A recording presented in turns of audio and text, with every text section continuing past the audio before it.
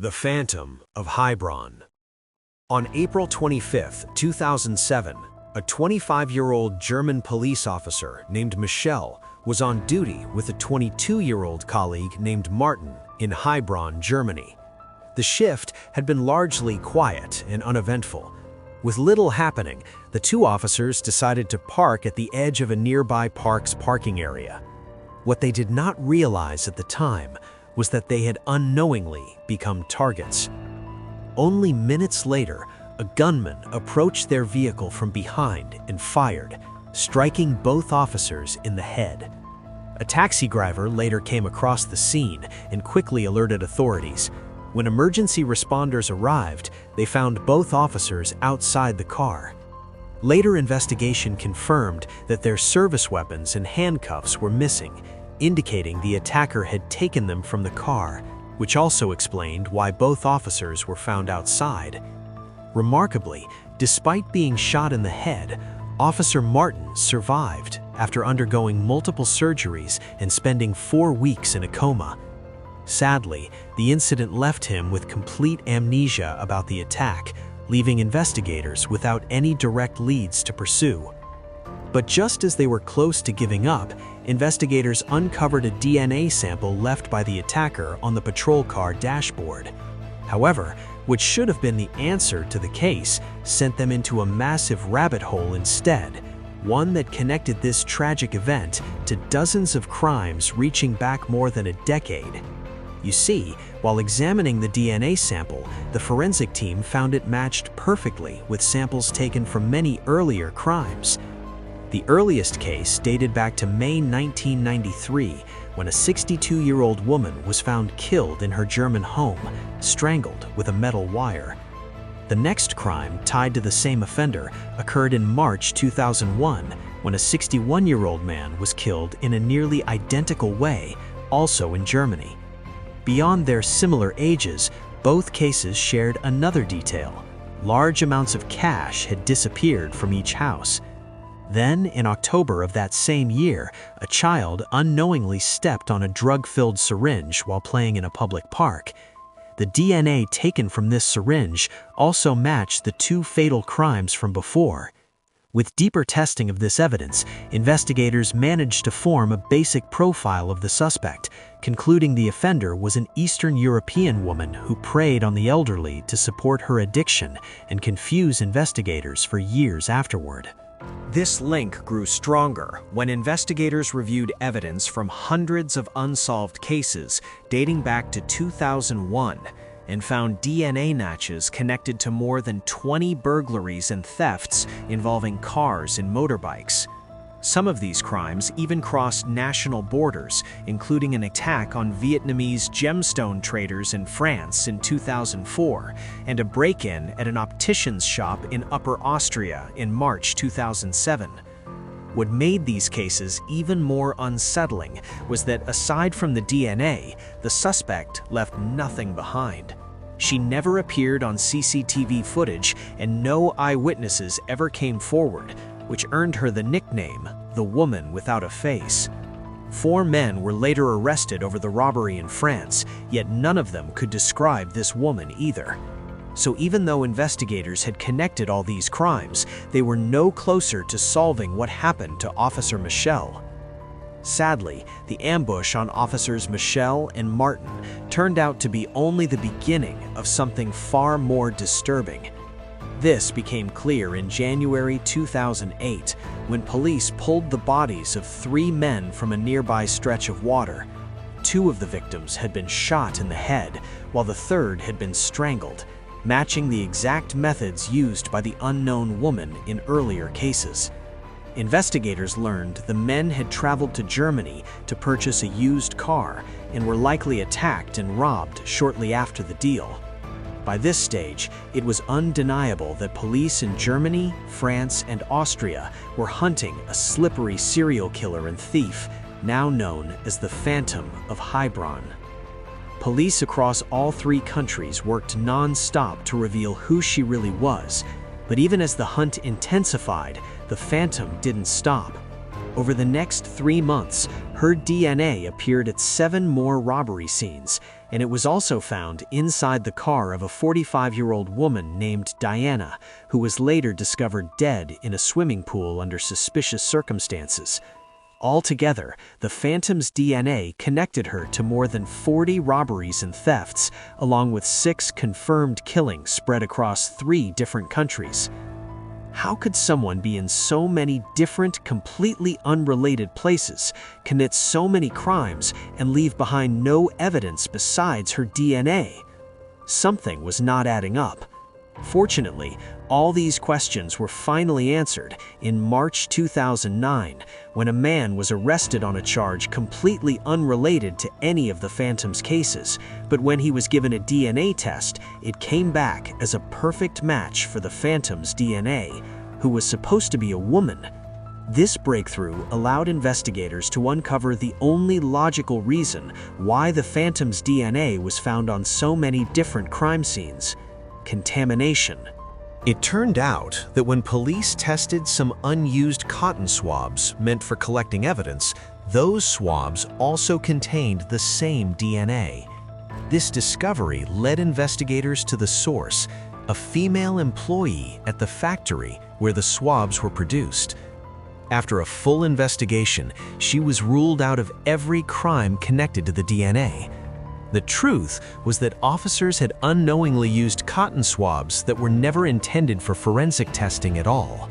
And while the mistake was shocking and almost unbelievable, it did not erase the reality that dozens of victims were left without justice while authorities searched for a serial killer who never actually existed. The Manchester Pusher. Souvik Mehta was a 19-year-old college student from India. He moved to the UK in 2012 to study art at Manchester Metropolitan University, and it didn't take long for him to form a tight group of friends. He was out with those friends when they went to the Warehouse Project nightclub on New Year's Eve that year. Sadly, the group became separated around 11 p.m. after one friend received a text from Souvik saying he had been removed from the club. When that friend tried to reach him again a few minutes later, Souvik never replied. He never made it back home that night, which led his flatmate to report him missing at about 5:30 a.m. CCTV later showed him standing outside the club briefly before walking off alone. Even with this footage pointing in the direction he went, Souvik seemed to vanish without a trace. The major break in the case came on January 22nd, when divers found his body in the Bridgewater Canal near Old Trafford Stadium. After further review, his death was officially ruled an accident. In simple terms, he had fallen into the canal, been stunned by the icy water, and drowned before anyone noticed or could help. Still, although investigators found no injuries or clear signs of foul play, many people believed Souvik's death was anything but accidental. To many people, he wasn't just another tragic statistic. They believed he was the newest victim of the so-called Manchester Pusher, a shadowy figure rumored to target young men in Manchester and kill them by forcing them into the city's rivers and canals. This theory first gained attention in 2015 after a psychology professor named Craig Jackson published an article pointing out that more than 85 unexplained drowning deaths had occurred in Manchester since 2008. That number was far higher than the national average. Even more concerning was the fact that in over 1/3 of those cases, investigators were unable to explain how the victims ended up in the water. Still, supporters of the theory pointed to one specific incident on April 10, 2018 as the strongest evidence that the Manchester Pusher might be real. That night, at about 10 p.m., a 34-year-old man was riding his bike home from work along the Bridgewater Canal. It was part of his normal routine, a route he had taken countless times before, so he wasn't really aware of what was happening around him. That lack of attention almost cost him his life. Out of nowhere, a man stepped out of the darkness and swung at the cyclist, hitting him in the neck and knocking him straight into the canal. Luckily, the water wasn't cold enough to instantly disable him, and he managed to swim back toward the edge. But the attacker was still standing there. As the cyclist tried to climb out, the man kicked his hand, forcing him back into the water once again. By chance, an unrelated ambulance drove past the canal at that exact moment, startling the attacker and forcing him to run away from the scene. After several exhausting minutes of struggling, the cyclist was finally able to pull himself out of the canal and reach safety. He later posted his experience on Facebook, which only added more fuel to the growing pusher narrative. Manchester police, however, have repeatedly rejected this theory, maintaining that the supposed serial killer is nothing more than a myth or an urban legend. David Wilson, a representative of the Manchester Water Safety Partnership, has even stated that many of these deaths were most likely alcohol-related, where intoxicated men accidentally fall into the water and are unable to save themselves before tragically drowning. A conclusion that fits the circumstances, especially considering the canal is surrounded by numerous bars and nightclubs. And also because, despite the large number of CCTV cameras in that area, not a single one has ever recorded someone following or attacking any of the drowning victims. Many people believe that the cyclist's story about seeing and surviving the Manchester pusher, the only known account of anyone actually encountering him, was either heavily exaggerated or completely fabricated to push conspiracy theories further. So unless new and undeniable evidence ever comes to light, the Manchester pusher will remain known as a serial killer who never truly existed. The Salish Sea Killer. On the 20th of August 2007, a 12-year-old girl was walking along the shoreline of Jedediah Island, located in the heart of the Salish Sea in British Columbia, Canada, when something strange washed up on the beach and caught her eye. When she went closer to inspect it, she realized it was a size 12 running shoe that appeared almost brand new. Curious, she picked it up to look at it more closely, but it felt strangely heavy in her hands. The reason became clear the moment she looked inside. There was a mostly intact human foot still inside the shoe. On its own, a discovery like that was disturbing enough.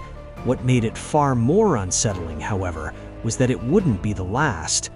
Just 6 days later, a couple hiking along the shoreline of Gabriola Island, about 31 miles or 50 kilometers south of Jedediah Island, made another shocking find: a second running shoe containing a foot. One important detail stood out. The two shoes were completely different in size, brand, and style. They were also both right shoes. In other words, they belonged to two different individuals. After that, finding shoes with feet still inside them became an eerie pattern around the Salish Sea, with 1 or 2 discoveries happening almost every year. By 2019, a total of 21 separate shoes had been found, sparking countless theories meant to explain the bizarre sightings. Some people believe the shoes came from victims of the 2004 Indian Ocean tsunami, while others suggested they belonged to people kidnapped and killed by criminal gangs. However, the theory that spread the fastest online tied the discoveries to a so-called Salish Sea Killer, someone believed to remove victims' feet and dump them into the water, letting ocean currents carry them across the region. As disturbing and fascinating as that idea sounded, it turned out to be completely wrong. The only real support for the serial killer theory came from a shoe found in Seattle in December 2011. That shoe had been wrapped in a plastic bag and still had part of the lower leg attached. Because of the bag and the remaining leg, investigators believed it was most likely an attempt to conceal evidence from an unrelated homicide and not connected to the other shoes found around the Salish Sea. More importantly, DNA testing on the recovered feet finally allowed investigators to trace their true origins, and what they uncovered was far more ordinary, yet just as tragic. In simple terms, most of the feet that were found came from people who had fallen into the Salish Sea and drowned, either by accident or intentionally. One set of remains was even traced back to a fisherman who disappeared as far back as 1987. The reason the feet were separated from the rest of the bodies is actually easy to explain. Sea animals likely consumed the exposed parts of the bodies, while the shoes shielded the feet and allowed them to remain intact. Once separated from the rest of the body, the floating nature of running shoes made it easy for ocean currents to carry them toward land. And while these eerie discoveries peaked between 2007 and 2019, they have not completely stopped. Feet are still being found even today, with the most recent case reported in July 2023, further undermining the idea of a serial killer. The Chicago Strangler. In June 1999, a 32-year-old woman named Angela Ford left her Chicago home to collect her children's school report cards. Before she stepped out, she told her kids it would be a quick errand and promised she'd return within 30 minutes. But Angela never came back. By that same evening, her husband contacted the police and reported her missing. Sadly, Angela wasn't discovered until a week later, on June 14th. Police found her barely alive inside an abandoned building just 2 miles from her house. She had been strangled and showed signs of severe physical harm. Although she was still alive at the time, Angela had slipped into a deep coma. After spending more than a year and a half in that condition, she died on January 4th, 2001. The person responsible was never caught. Over time, Angela came to be seen as the first victim of what many believed was a serial offender, later referred to as the Chicago Strangler. Public attention to this alleged killer grew in 2018 when investigative journalist Thomas Hargrove brought the theory into the spotlight. Thomas also founded a nonprofit organization called the Murder Accountability Project. The group collects crime data from across the United States and uses a specially designed algorithm to spot patterns between cases. It looks at details such as where the crime happened, how it was committed, and the type of victim involved. In 2014, this system proved its value when it helped police connect multiple brutal crimes to one suspect.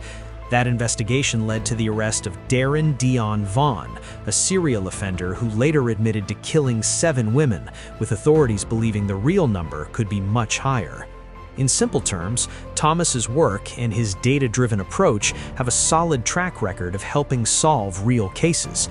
That credibility is exactly why people paid close attention in 2018 when he suggested that a serial offender known as the Chicago Strangler might exist. According to Thomas's report, the so-called Chicago Strangler is believed to be responsible for the deaths of up to 51 women, starting with Angela Ford in 2001.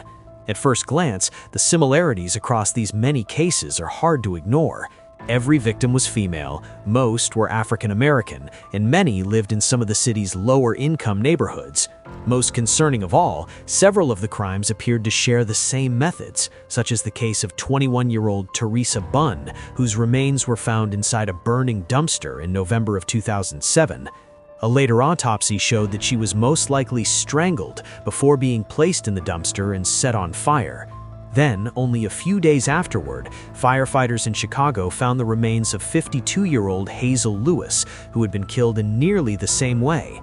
These were just 2 of several cases in which victims died under very similar conditions.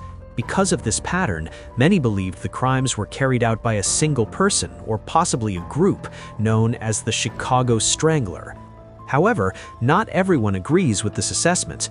Critics of the serial killer theory argue that while the number of victims at 51 seems absurdly high at first, it averages out to about 3 per year, which, given Chicago's population of over 2.6 million, is sadly not out of the ordinary. However, the strongest opposition to the idea of the Chicago Strangler comes from Chicago's own police department, with a spokesperson stating there is absolutely no information to suggest that this is the work of a serial killer. The city's chief of detectives, Melissa Staples, also mentioned that they've taken DNA samples from many of the incidents attributed to the Chicago Strangler.